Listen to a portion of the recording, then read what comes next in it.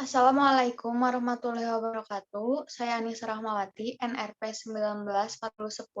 194010-295. Di sini saya akan melanjutkan materi yang sebelumnya dibacakan oleh Berlianto.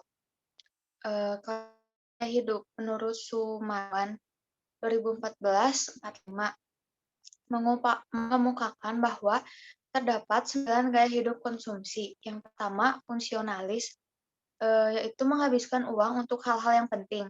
Pendidikan rata-rata, pendapatan rata-rata, kebanyakan pekerja kasar atau buruh, berusia kurang dari 55 tahun dan telah menikah serta memiliki anak. Kedua, nurturs, muda dan berpendapatan rendah. Mereka berfokus pada membesarkan anak, baru membangun rumah tangga. Pendidikan rata-rata. 3. Aspires, berfokus pada menikmati gaya hidup tinggi dengan membelanjakan sejumlah uang di atas rata-rata untuk barang-barang berstatus, khususnya tempat tinggal. Memiliki karakteristik klasik, pendidikan tinggi, pekerja kantor, dan menikah mempunyai anak.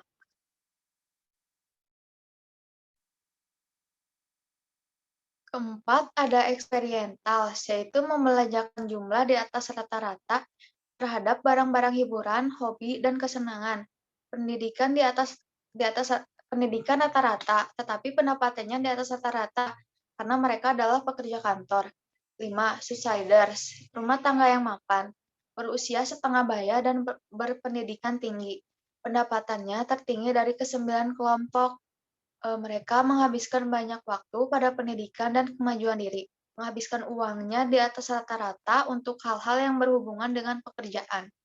Keenam, ada moral majority. Pengeluarannya besar untuk organisasi pendidikan, masalah politik, dan gereja.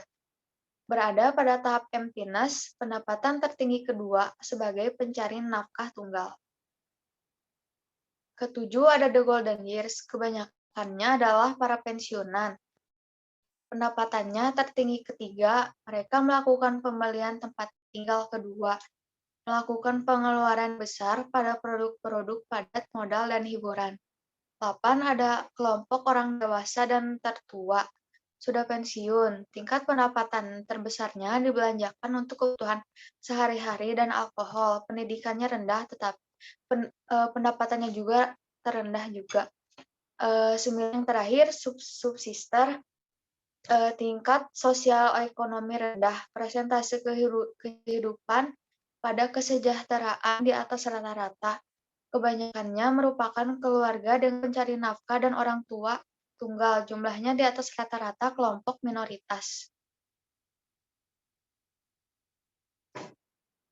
Faktor yang mempengaruhi gaya hidup. 1. Faktor internal. Dengan penjelasan sebagai berikut. 1. Sikap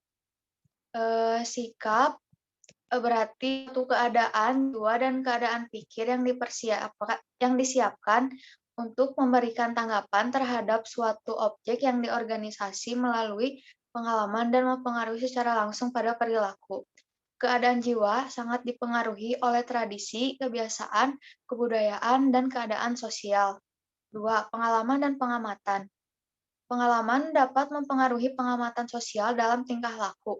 Pengalaman dapat diperoleh dari semua tindakannya di masa lalu dan dapat dipelajari melalui belajar. Lalu ada kepribadian.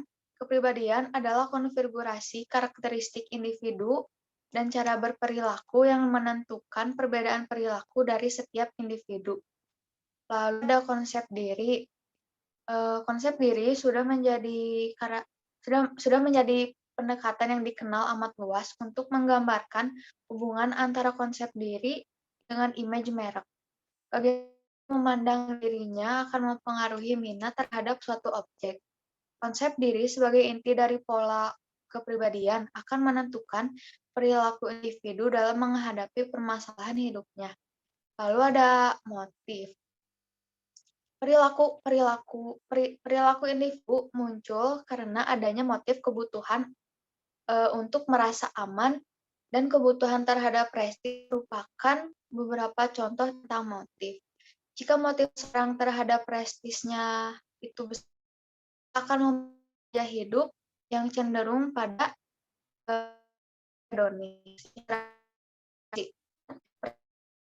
Proses di mana seseorang memilih, mengatur, dan menginterpretasikan informasi untuk membentuk suatu gambar yang berarti mengenai dunia.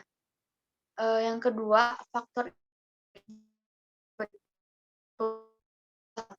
kelas sosial adalah sebuah kelompok yang relatif homogen dan bertahan lama dalam sebuah masyarakat yang tersusun dalam sebuah urutan jenjang. Dan para anggota dalam setiap jenjang itu memiliki nilai, minat, dan tingkah laku yang sama. Kedua, ada keluarga. Keluarga memegang peran terbesar dan terutama dalam individu. Hal ini karena pola asuh orang tua akan membentuk kebiasaan anak yang secara tidak langsung mempengaruhi pola hidupnya. Tiga, kebudayaan meliputi pengetahuan, kepercayaan, kesenian, moral, hukum, adat istiadat, dan kebiasaan-kebiasaan yang diperoleh individu sebagai anggota kelompok masyarakat. Dari segala sesuatu yang dipelajari dari pola-pola perilaku yang normatif. Tiga, faktor pribadi juga dapat mempengaruhi perilaku konsumen. Beberapa faktor penting yang mempengaruhi perilaku konsumen pembelian adalah sebagai berikut. Satu, usia. Umur dan siklus hidup memiliki dampak potensial pada perilaku pembelian konsumen. Jelas bahwa konsumen mengubah pembelian barang dan jasa dari waktu ke waktu. Siklus hidup keluarga terdiri dari tahap yang berbeda sebagai pasangan yang sudah menikah, dan lain-lain, yang membantu pemasar untuk mengembangkan produk sesuai untuk setiap tahap. Kedua, ada pekerjaan. Pekerjaan memiliki dampak signifikan pada perilaku pembelian mereka. Sebagai contoh, seorang manajer pemasaran dari sebuah organisasi yang sedang mencoba untuk membeli setelan bisnis yang eksklusif. Sementara pekerja tingkat rendah dalam organisasi yang sama membeli pakaian dengan pertimbangan utamanya adalah keawetannya. Sekian dari saya. Selanjutnya akan dibacakan oleh teman saya, Sania. Wassalamualaikum warahmatullahi wabarakatuh.